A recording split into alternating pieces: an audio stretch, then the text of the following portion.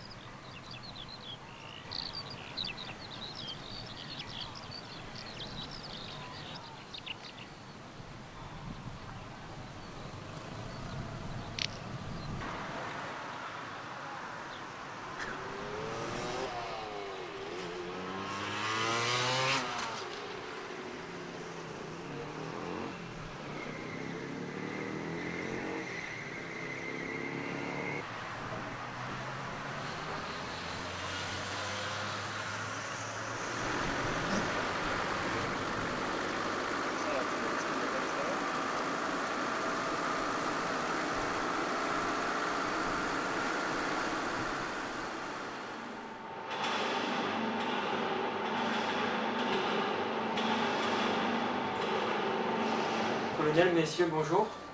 La météo pour aujourd'hui, commençons par l'altitude au niveau 180 à 6h ici. Nous sommes toujours en présence de haute valeur sur la France, avec un minimum sur la péninsule ibérique qui engendrera un flux de sud sur le sud-ouest de la France. Notre boulot consiste en fait à embaucher assez tôt le matin et directement aller chatouiller de près cette belle mécanique. La piste, c'est une seule et même équipe. On va avoir un horaire de décollage qui va être aux alentours de 9h30, sachant que la VJ doit durer 1 heure. Donc le pistard consiste essentiellement à remettre en œuvre assez rapidement les avions pour permettre la suite des vols, vérifier tout ce qui est cellules, hydraulique, de vérifier les niveaux, de tout mettre en place pour pouvoir confier l'avion sereinement au pilote. Nos amis les ELEC ont, suivant si c'est une VJ, une VH, la tension batterie à faire. Si c'est une VH, ils vont encore avoir un peu plus de travail, sans oublier bien sûr les pétafs, plus normalement appelés les armuriers, qui eux vont vérifier tout ce qui est en port, l'armement et évidemment le siège éjectable, une grosse partie. Donc toutes ces spécialités vont s'entremêler et à travailler ensemble pour que aucune spécialité ne gêne l'autre.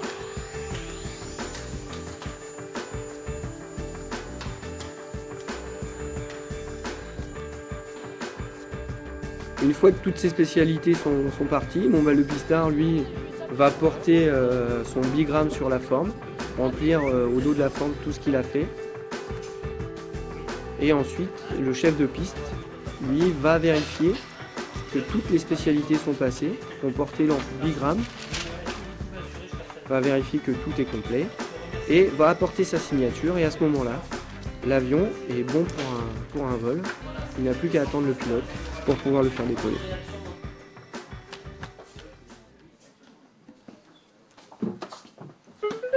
Il passe sur l'ordi, Malco, il fait une instruction Marc Enseigne, bonjour. Bonjour, c'est l'adjudant-chef Estève. Ça va? Oui, c'est très bien. C'est pour avoir reconfirmé les ordres pour aujourd'hui. À 10h, 2 avions RR. 10h02, d'accord. 10h05, 2 avions RR.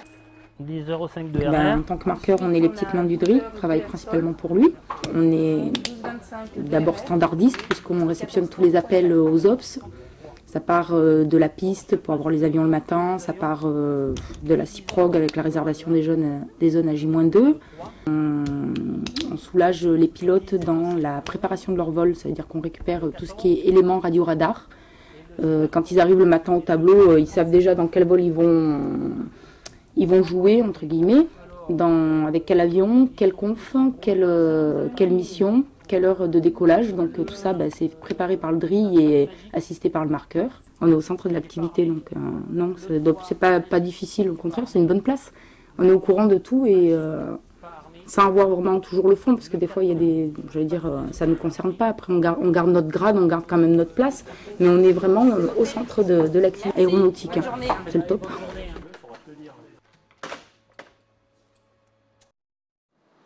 Le task, donc, c'est de protéger notre zone d'un raid de strike en attend 6000D. Okay.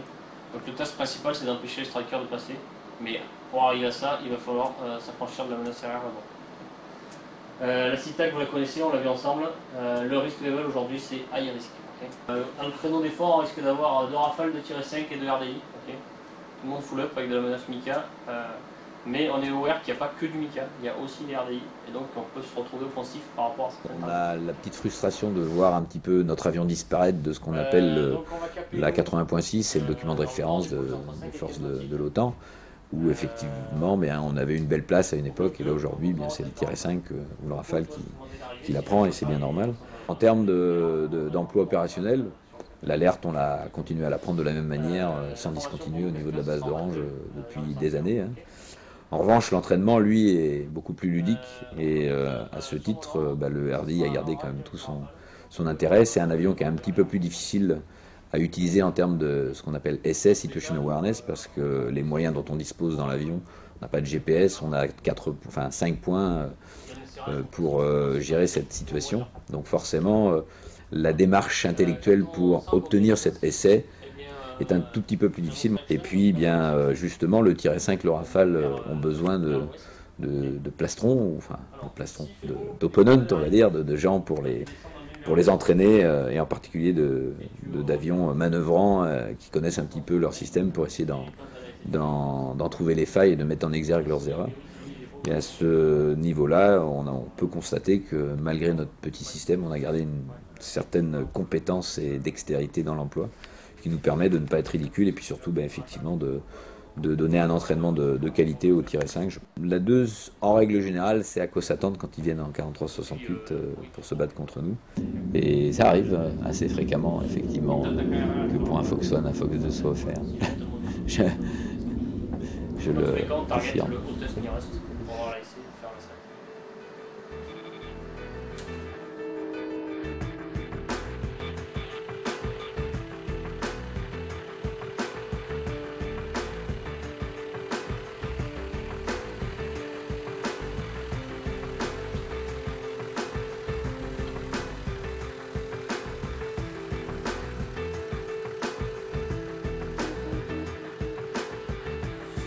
C'est tout simple.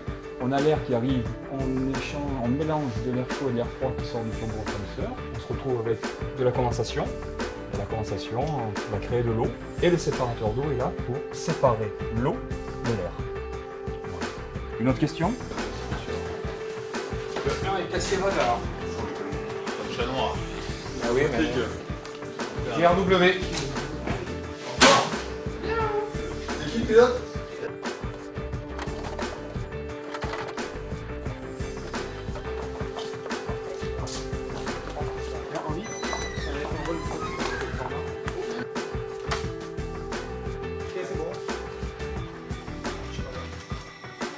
Et on y va.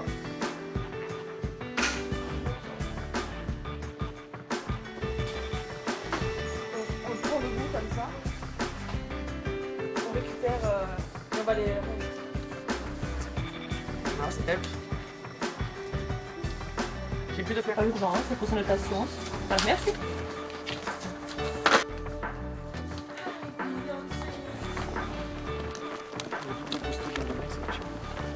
En plus, je serai souple, je serai debout.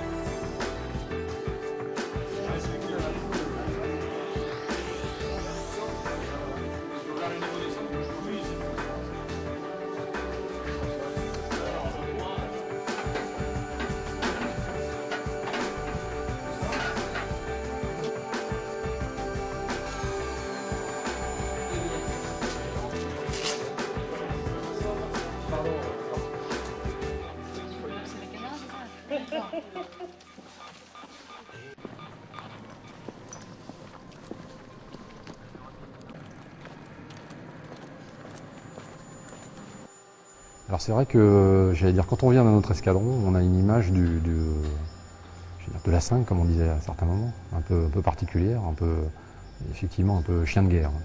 Et actuellement, on peut se dire, les gens étaient un petit peu, non, ok, on était sur un avion en fin de vie, donc comment le vivent les gens. Mais finalement, justement, cet esprit, on peut pas il est dans les murs, comme on disait précédemment. C'est un esprit qui est dans les murs. C'est un esprit assez guerrier, et je crois que ça, justement, c'est l'héritage de tout ce qui s'est passé depuis des dizaines d'années au moins 5. Et ça se retrouve dans le travail de tous les jours, ça se retrouve en vol, et effectivement, et on le sent dans l'instruction, dans la formation des gens, le niveau d'exigence qu'on a en termes d'agressivité et d'efficacité opérationnelle, il est extrêmement élevé. Et effectivement, c'est pas forcé. On le ressent très très fortement. Et ça m'avait surpris parce que, alors de l'extérieur, les gens pouvaient croire que c'était uniquement de l'agressivité et que ça manquait un peu de rigueur. Moi, je me suis aperçu que c'était au contraire très cadré, mais avec en plus l'exigence d'efficacité et d'agressivité, parce que notre métier, c'est quand même un métier de guerrier. Et le 1.5 pour ça était une bonne machine à fabriquer les guerriers.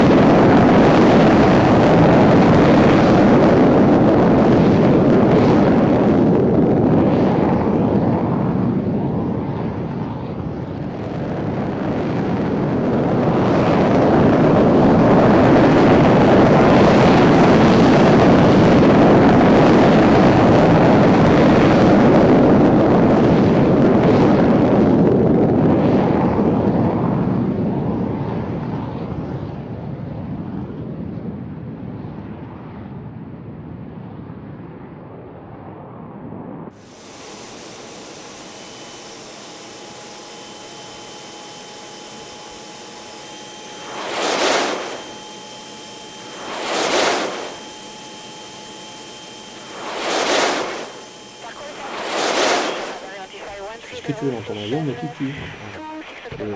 Grosso modo, c'est ça. C'est-à-dire que on t'apprend comment on fait nous, on te montre, hein, les vieux te montrent, tu choisis ta sauce, mais après on juge au résultat. Voilà. Donc on te montre une fois, mais on t'impose pas une manière de travailler, d'accord? Donc je pense que c'est quelque chose qui permet aux gens, en fait, de progresser dans leur domaine, plutôt que d'être sclérosé par un carcan.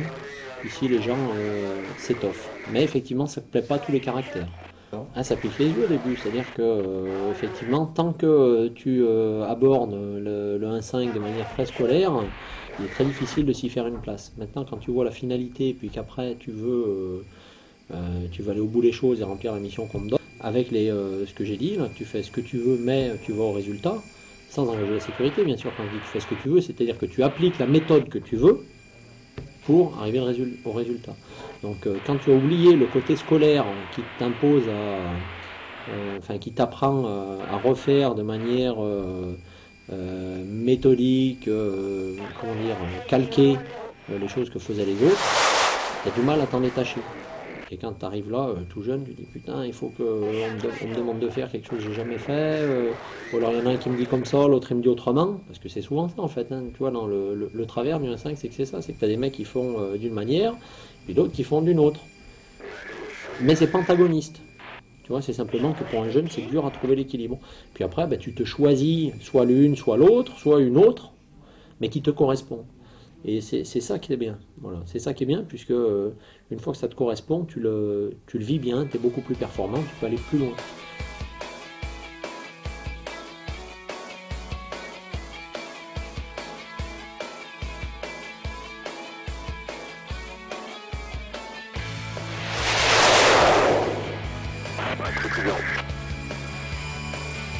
Single group, drag. Alpha ready. Alpha ready. Okay, ready. Fight is on. Fight on. Single group, bullseye 350, 309, drag, 33000. Copy with put up and dive.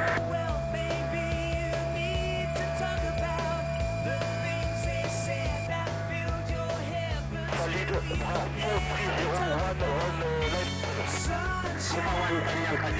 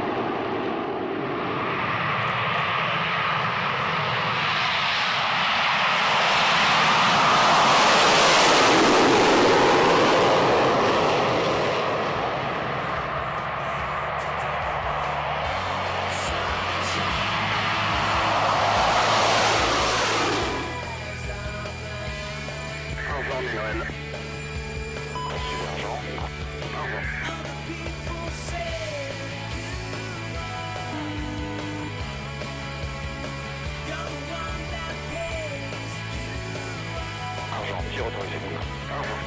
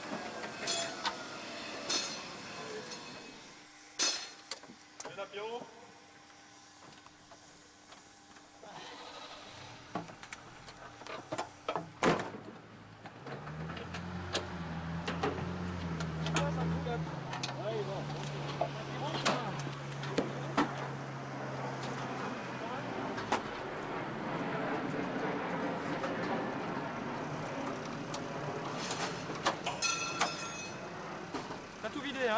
C'est bien.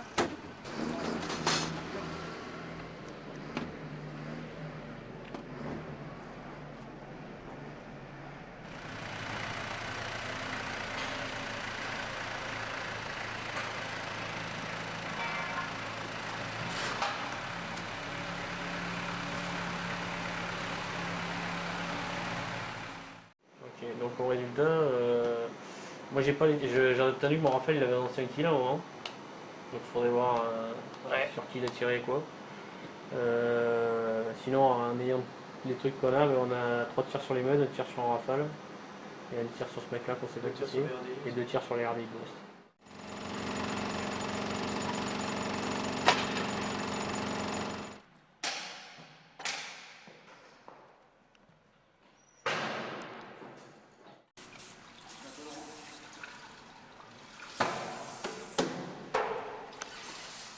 Un kill pour vous à 32,45. En 135 16 nautiques, 26 000 pieds, c'est un tel aspect 480. Ouais, c'est toi, c'est moi, ça. Sur Coco, ouais. Je me casse. C'est Coco qui s'en va. Et moi, c'est un kill cap. D'accord. Ok. Ok.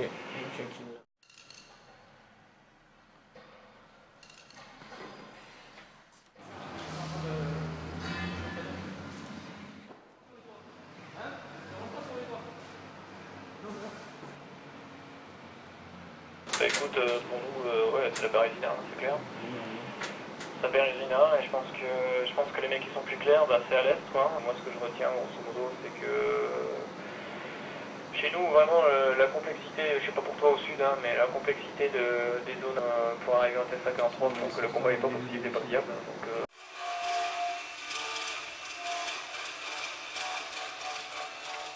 Voilà, bah écoute, nous on a appliqué notre game plan, c'est adapté, j'avais mis mon cap peut-être un peu trop à l'ouest, ce qui fait qu'à l'est ça passe facilement, mais en fait nous on n'est pas assez nombreux pour contenir une telle menace, tu vois, on est que 4.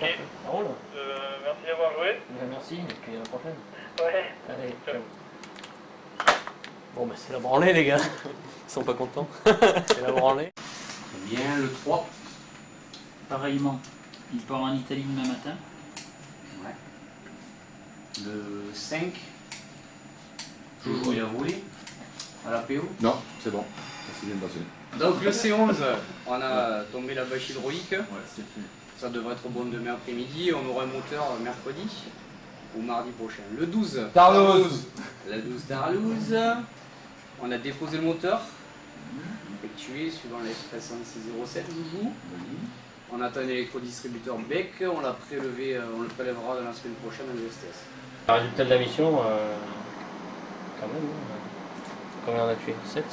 Ouais, ça fait... T'as perdu 2 mecs. Il y a un peu d'attrition, quoi. Sachant qu'ils étaient 14, on était 5. Et on s'en sort. Voilà.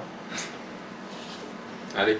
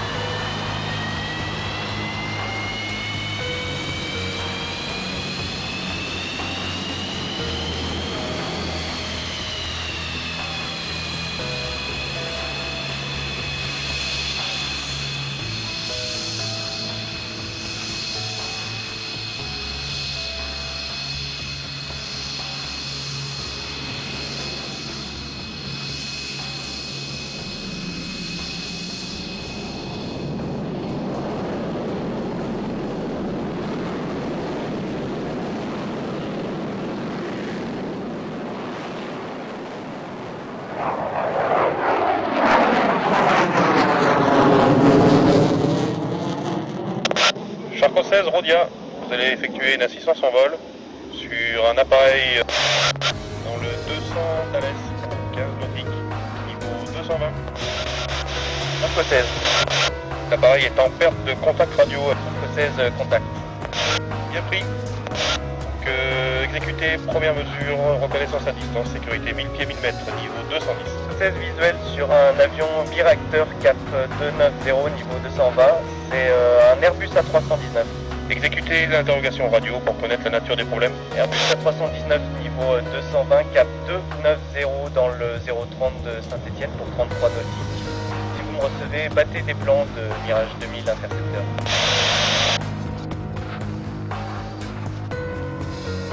L'avion intercepté a battu des plans, apparemment ils me reçoivent et ne semblent pas souffrir d'autres problèmes, si ce n'est ce problème de radio.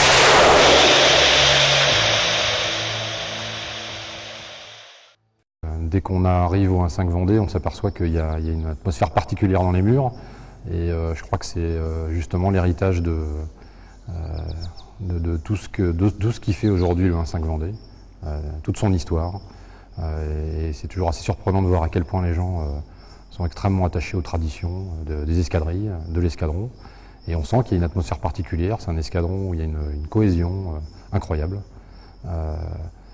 qui est, je crois, qui rend presque jaloux d'autres unités. Et ça se retrouve dans les services, ça se retrouve aux opérations. Et donc ça, c'est une unité pour ça qui est redoutable et redoutée, parce que grâce à ça, elle arrive à être très, très efficace et à rester soudée dans l'adversité. L'armée de l'air pense parfois être jeune dans son histoire, mais en fait, ça s'est construit depuis finalement presque un siècle.